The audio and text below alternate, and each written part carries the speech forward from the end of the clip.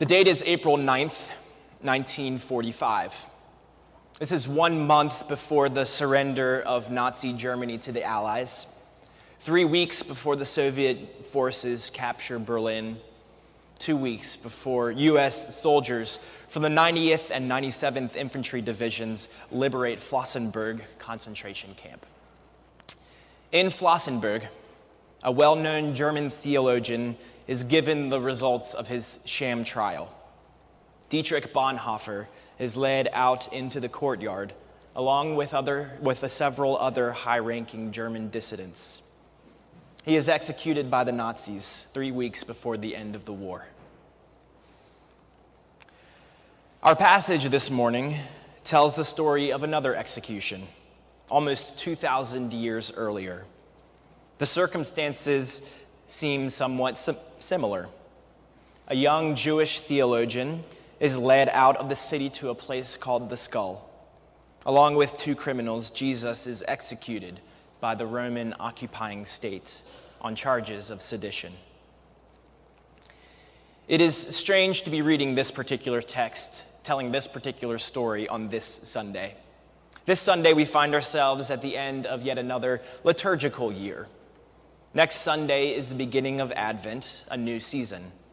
This Sunday, we celebrate Christ the King Sunday. Odd, then, to be reading a story about Jesus' death. Yet, the sign that the Romans hang above Jesus' head tells a story of many layers. It reads, "This is the King of the Jews." Now, the Romans mean it as a form of taunting, but it speaks an unintended truth. This Jesus Christ, who hangs on a cross, is indeed the King. For a room full of Americans to be celebrating a king seems odd. I mean, not having a king is kind of our thing, right? It's a big part of the reason that we are a country. So why do we celebrate this king? Think for a moment about what makes a king, what makes a kingdom. A king has ultimate control over what happens in the kingdom. The king vows to help the kingdom prosper and to care for the kingdom. The people promise to follow the king's commands, and they swear ultimate allegiance to the king above all other allegiances. This all holds true when we proclaim Jesus as king. God has ultimate control over what happens in this world. Christ vows to care for all of the members of God's kingdom, loving them even unto his own death. Christians promise to follow God's commandments as best we can. We vow ultimate allegiance to God above all other allegiances. In these ways, Christ's kingdom is like other kingdoms. Yet, Christ's kingdom is also different, quite different. As he promises when he hangs on the cross, his kingdom is paradise. Throughout his ministry, Jesus spent time describing his kingdom. He shows people how it is different than the kingdoms they know and expect. The kingdom is like a mustard seed.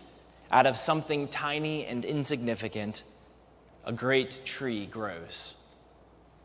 The kingdom is like a ruler who forgives an impossible debt and calls the people to likewise forgive.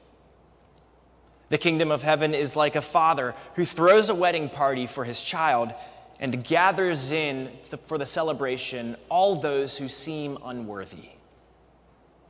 The kingdom is miraculous healing, restoring sight to the blind. The kingdom is restoring wholeness to the broken. The kingdom is setting captives free. Jesus' kingdom is not about domination, about winning, or about worldly power.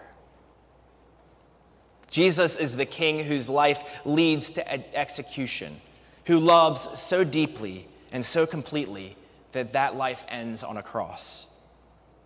Jesus is the king who is the ultimate servant. He chooses not to save himself, but to sacrifice everything he has.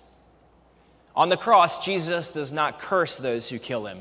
He says, "Father, forgive them, for they don't understand what they're doing. Jesus is the king of a different kind of kingdom. He is a different kind of ruler. The kingdoms of this world are fallible. They are built on that which falls short. Made up of humans who are imperfect, they can only be imperfect.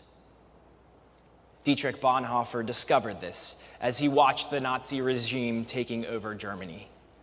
Bonhoeffer watched from the United States while he spent time there, as the Christian church in Germany gave in to the Nazis and their regime. The Christian church in Germany officially supported a kingdom of this world. This went against everything that Bonhoeffer believed, and going against what may have been better wisdom, he returned to Germany. He wrote to a friend at the time that he had made a mistake in leaving Germany. If he planned to participate in the reconstruction of Germany after the war, he had to be there to see Germany during the war. So, Bonhoeffer returned to Germany.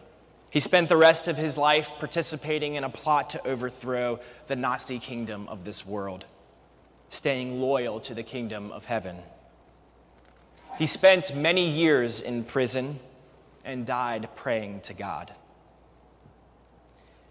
His loyalty to the end reminds me of the words of the second criminal at Jesus' death. Jesus, remember me when you come into your kingdom. While the Roman Empire crucifies Jesus, one of the criminals joins in the empire's derision, mocking Jesus, questioning his identity. Yet, the second criminal, at the moment of his death, recognizes Jesus for who he is, the King of the Jews, the King of all creation. Jesus, remember me when you come into your kingdom. Claire and I have been watching the show The Crown. It follows the life and the reign, the turmoils and the tribulations of the current Queen of England, Queen Elizabeth. In an episode of the new season of this show, there is a tragedy in the small Welsh town of Aberfan. Due to a landslide, a primary school filled with children is buried under coal. Many of the children are killed, and the community is devastated. The show focuses on Queen Elizabeth's response to the tragedy. She decides not to go immediately to the site of the disaster, even though she's encouraged to do so by many of her counselors. Rather, she delays because of her lack of ability or her lack of desire, maybe, to show compassion. When she finally does go to the site of the disaster, almost a week after it happened, she has to pretend to show compassion for those who have lost many family members, dabbing with a tissue her dry eyes. Queen Elizabeth, the ruler in this episode, stands in contrast to Jesus as king. Where she is unwilling to be present at a place and moment of deep pain and loss, Jesus is right there, present with those who suffer. Where she is unable to feel compassion for her subjects, Jesus weeps at the loss of a friend. He stands present with people who suffer brokenness. He is the model of a servant king, a compassionate ruler. As we celebrate this last Sunday of the year, this Christ the King Sunday, I can't help but wonder about the kingdoms of our world. Jesus faced the kingdom of Rome, an empire of destruction and domination. Bonhoeffer faced the kingdom of Nazi Germany, a regime of world domination, of fascism, of genocide. What are the kingdoms that we face? What are the kingdoms of our world? While God deserves our ultimate allegiance, what in this world seeks to draw our allegiance away from God?